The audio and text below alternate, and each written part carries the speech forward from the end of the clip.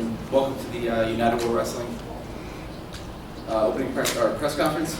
We're going to just kind of roll through here real quick. To my left at the end, we have Helen Maroulis, 2016 Olympic champion at 53 kilograms. Next to her, Mijian Lopez, 3-time Olympic champion from Cuba. And sitting to my direct left is United World Wrestling president and IOC member, Nenad Lalovic. Real quick, just a quick review. We've completed Greco-Roman wrestling and women's wrestling. And as you guys saw, the crowds last night were fantastic. Biggest crowds we had definitely last night. Currently, 25 nations have medaled. We expect that to increase here over freestyle. We saw the first medal for the continent of Africa in women's wrestling. We saw the first medal for India in women's wrestling. And we had, of course, our first 4-time gold medalist, Kaori Icho, who we expect to be here any minute. So I just want to start off by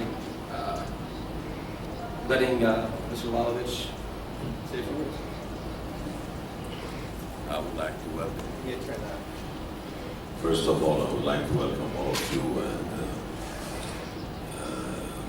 for attending this press conference and showing your interest for our sport.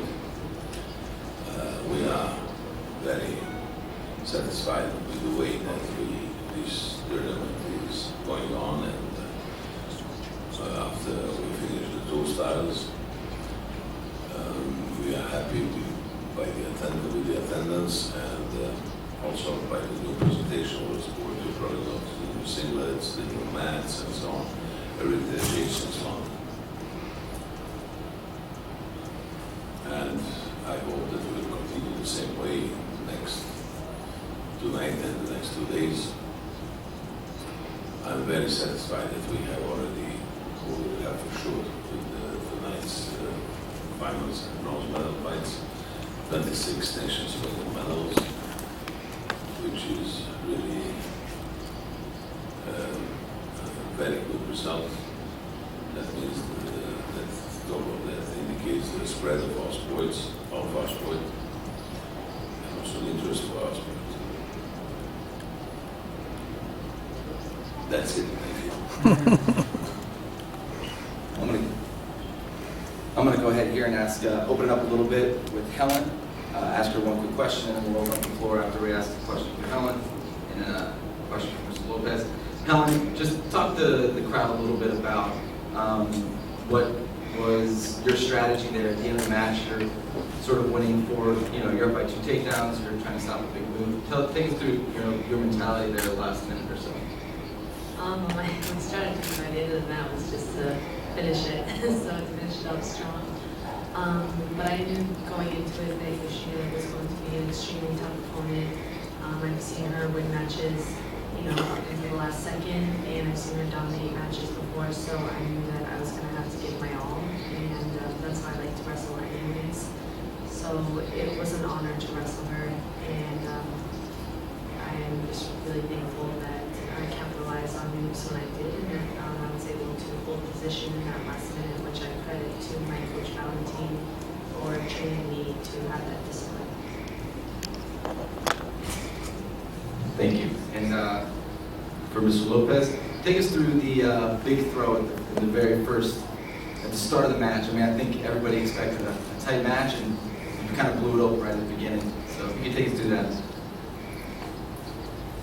Nada, pienso que salió en la pelea, una pelea en la cual llevaba ya un año pidiendo esa pelea a la final, porque se dio en el momento que tuve que hacer la espectacularidad en esa división, poder hacer esa espectacularidad. Pienso que uno de los grandes que podía hacer esa victoria, y en estos momentos me siento muy orgulloso de poder haber hecho esa espectacularidad y poder igualar la medalla de bronce, las 3 medallas de oro, como dice el decreto.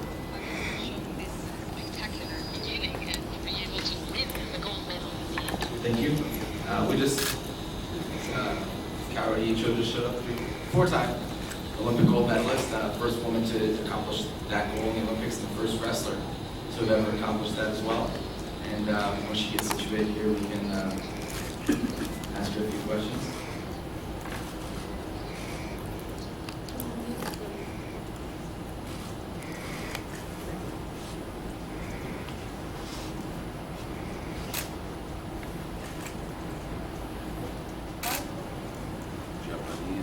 5.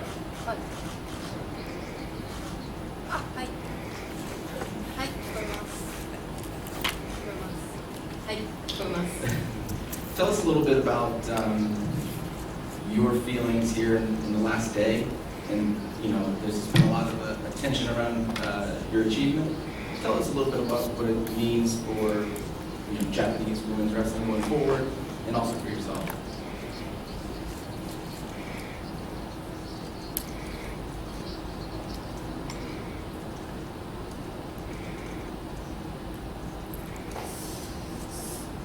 はい、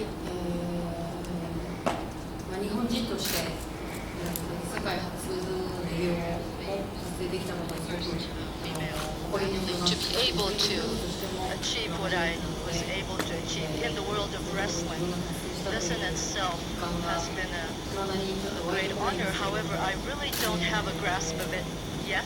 Reality has not sunk in yet. And when I think about what I actually managed to achieve, I am ecstatic. I am extremely proud and happy. And looking forward, let's see. I'd like to think about it carefully and slowly. And look back on my experience, and I'd like to disseminate what I have learned to all of the other athletes around me. Thank you. We'll also take questions now. Please make sure that you speak into the mic and give it a nice pause so that our panel can answer the questions. So if anybody has any questions, raise your hand. We'll send a microphone your way.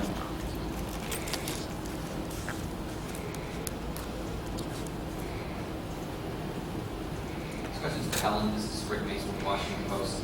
You always know the sacrifices it takes to give 4 years to get to this point. Is Tokyo in your plans? And can you maybe give us an idea of how do you make it 4 more years? What are you able to do without professional opportunities to pursue another one of these gold medals? Yes, so my plan was always to wrestle in 2020 in Tokyo. And I think no matter what job you choose, there's going to be sacrifices that you have to make. And so for me, I love wrestling and I get a lot of joy out of it. And because it can support me financially now and I have opportunities with it, I like to view it as my profession. So when you love what you do, that's stuff.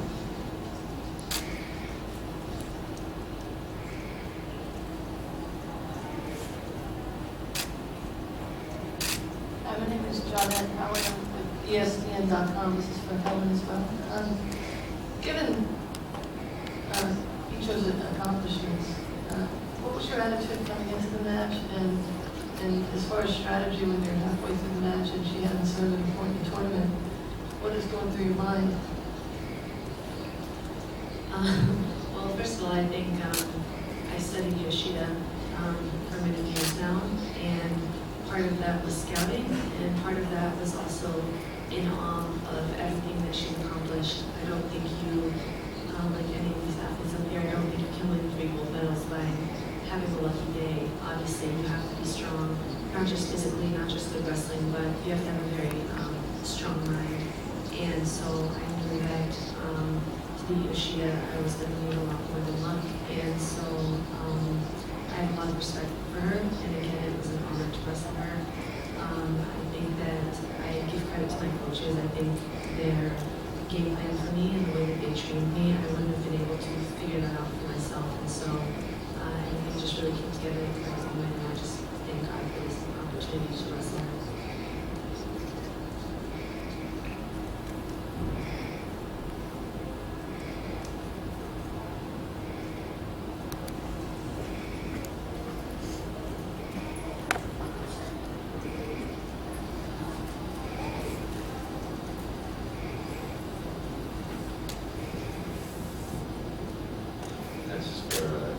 Kaori Icho. The word legend is used oftentimes. It's not often. It's used as a distinction for people that have gone on and done amazing things, but done it repeatedly. With your repeat Olympic titles and world championships and so forth, would you consider yourselves legends in your sport?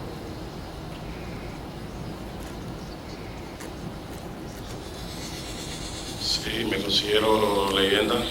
Yes, I consider myself a legend. It is a sacrifice.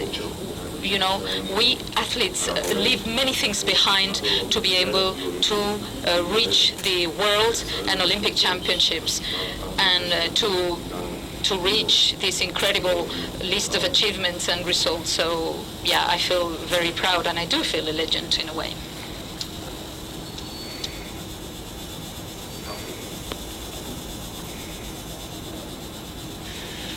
そうですね、私もレスリングが好きで、ここまで来たので、特に、犠牲も何も。I don't think, well, I love wrestling. It's not a sacrifice. I've done wrestling because I love the sport.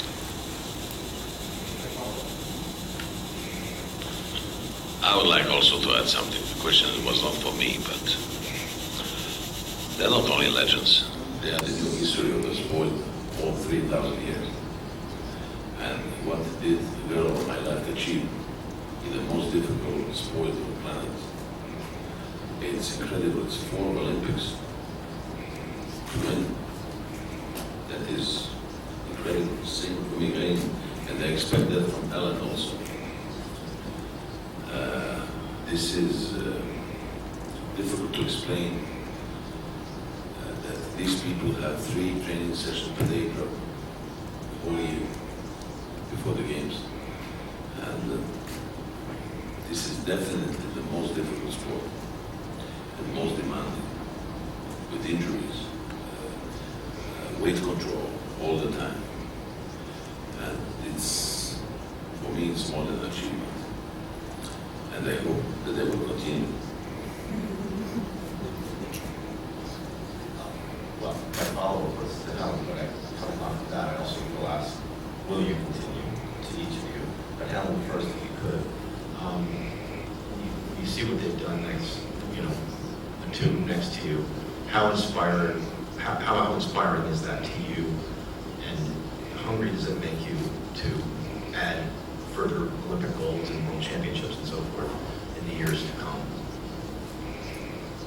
I'm incredibly inspired to sit next to these two. I mean, 4 Olympics, and that's almost 10 years ago. I mean, I was 13 years old then when they were winning the Olympics, and I've finally done it myself, and just in these past 4 years, I know it takes a lot, and I think it's one thing to give your all and put everything on the mat to win an Olympic gold medal, but I think it also speaks very highly of each of their character that they were willing to put that title at risk to go and defend it again, and then to defend it again, because at any point they could have retired, and I think they'd still be considered legends, but they step on the mat and they're willing to defend it, and I think it goes to show that it really shows you the beauty of the sport, because it's a very humbling sport. I mean, anything can happen. You can lose in the last couple seconds, and we saw Kaori win in the last couple seconds, which was super exciting, and I think this is a grueling sport, and so to put an Olympic title on the line, it just really goes to show that they're really strong individuals, and that I think you have to just do it because you love it, and not because you need it for your self-worth or for any other reasons. So that is incredibly inspiring in itself, and I think what it produces in them character-wise is stuff that will last with them for the rest of their lives. So that inspires me to want to seek after that myself.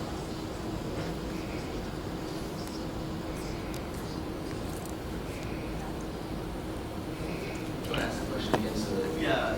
Well, the intention going forward will be.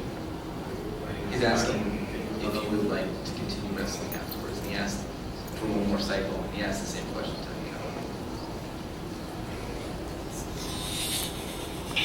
Sí, me encuentro muy bien. Yes, I'm ready.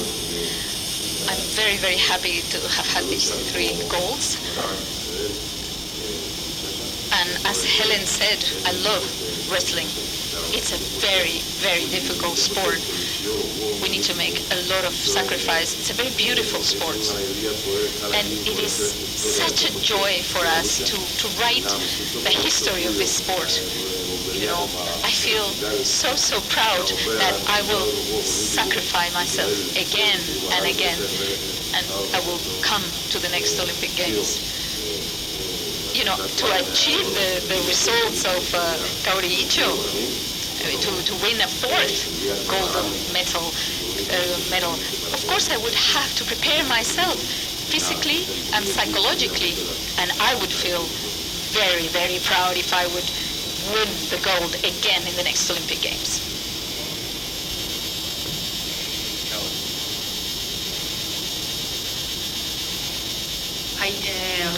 Yes, well, as for myself, at the moment I'm 32 years old, so in 4 years' time I'll be 36. So for the time being, looking at 4 years ahead, it's difficult to imagine what I'm going to be doing in 4 years' time.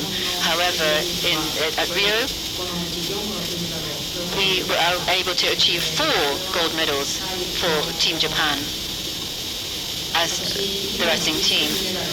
As for the other 3 medals, gold medals, they were taken by young athletes, so as we move towards Tokyo, I'm sure there will be lots of young athletes coming on the scene.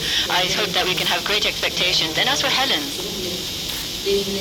I know that you have trained very hard, and when I went to the States, you looked after me very well. We trained together. I have very good memories, so please be strong for the next medal.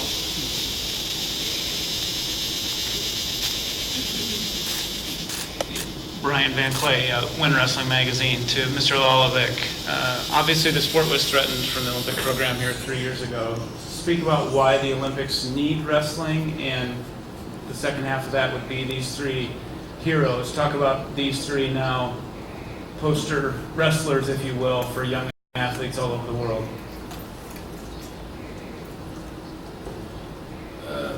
Wrestling was threatened in 2013, as you said, by our own mistake and behavior in the past. So we made surgical cuts in our sport, and I think that we did it well. The result is here now, and you can check it anytime. But the job is not finished. Every sport has to be updated, I would say daily. And this is what we're trying to do. We made the 3 years a big progress.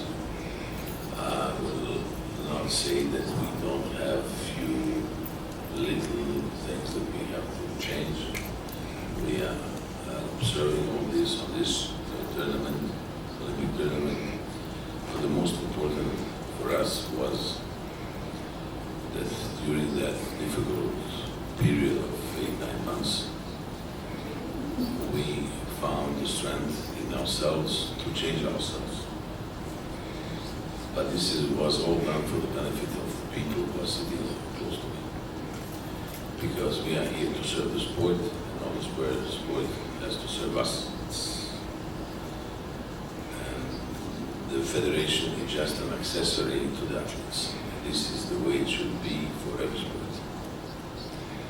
You know, with the new criteria, the Agenda 2020, every sport will be re-evaluated after every games.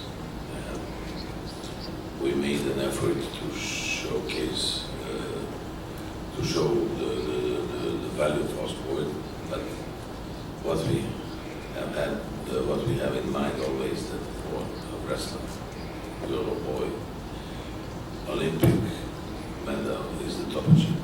Nothing can be compared to the Olympic medal. We have world championships every year except the Olympic year.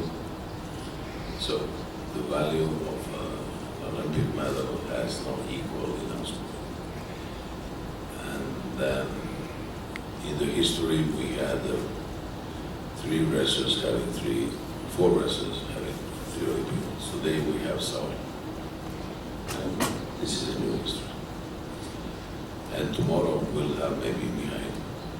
We don't know, I have to speak with you seriously. But we did all this this and all this effort was made just in order to keep their dreams alive. And we succeeded, and now we won't be threatened so easily like we have been recently. I hope that you, and what I'm thankful to them and to all our stakeholders, our membership, that they show the unity in the process and the understanding that we have to change. And I think that this path was quite successful. It's not finished, and it will never be finished.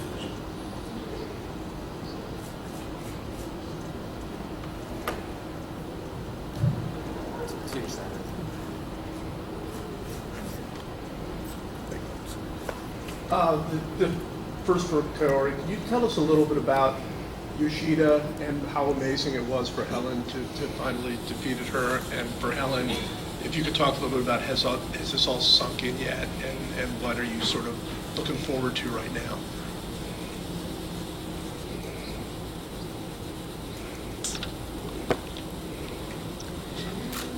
Well, in terms of athlete Yoshida, she was our flag bearer. She's our captain, the captain, and I know she was under great pressure. She is the sort of elder stateswoman of our team, and she was very encouraging, very supportive for each and every one of us on the team. And she always looked after us. I am actually the second oldest person on the team, and I felt like I should have helped her and supported her more. Looking back, I should have helped her even more, and then she might have been able to have an even greater match against Helen. Now, for myself personally, I really cannot think about the future just yet, so I'd like to take some time to think about my future.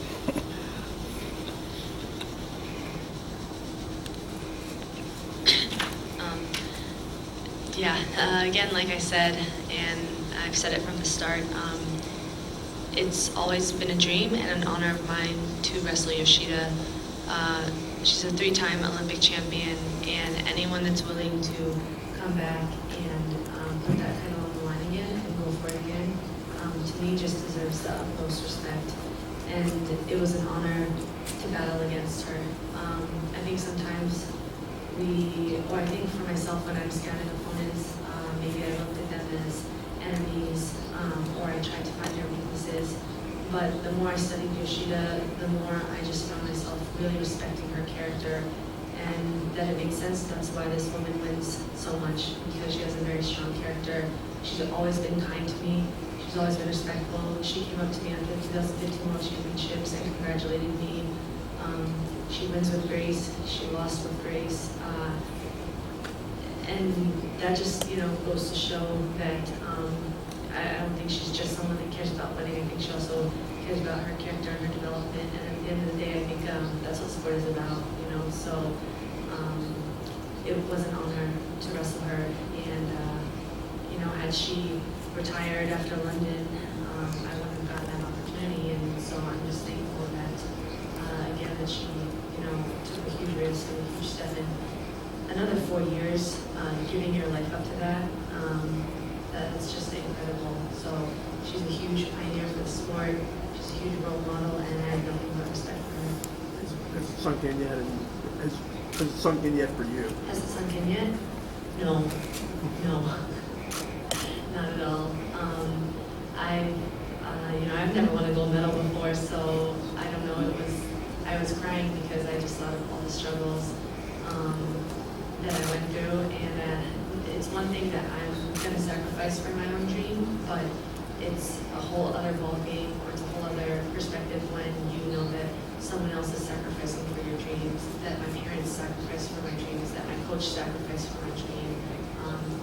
He's not getting the glory that I get. He doesn't get the medal, my parents don't get the medal, and so it's just kind of, I was just crying because I'm like, now I have this to share with all of them, and it's more than myself. So it hasn't totally sunk in yet, but when I saw my dad celebrating last night, I was like, well, I'm starting to realize. Another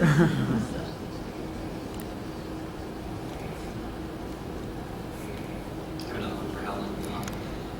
On the biggest day of your life, back home, a lot of the nightly newscasts and headlines focus on Ryan Lochte. Did that bother you at all, that your goal might be overshadowed by his actions? No, it didn't bother me one bit. I didn't come here to win a gold medal for the media attention, and I didn't come here to win a gold medal in order to need to find, something within myself or some peace within myself. I found that self-worth before I even stepped on the mat, and I think that's why I won the gold medal. Yesterday was about, stepping out on the mat and just wrestling to the best of my ability and really taking joy in what I do.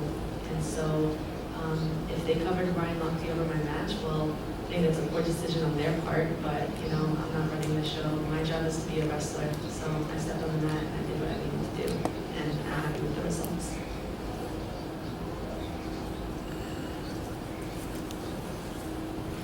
Helen, can you talk about that a little bit more? You referenced last night in the press conference, learning to have joy despite what could have been an immense amount of pressure for the first U.S. woman to win an Olympic gold medal last night. Can you talk about here kind of when that transformation, so to speak, happened in the last little while and what that looked like specifically? Yeah, I think when I lost in 2012 to make the Olympic team, that was really devastating for me, and it was really heartbreaking.